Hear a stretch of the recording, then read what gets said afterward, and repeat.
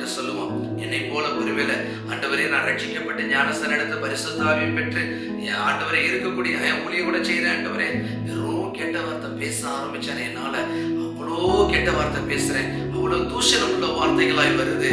இந்த பிசாசு இந்த வாயிலிருந்து தூஷண வார்த்தைகளை கொண்டு வந்து அநேக வாழ்க்கையை கெடுத்து நம்முடைய வாழ்க்கையை கெடுக்கிறதை பார்க்கிறேன்.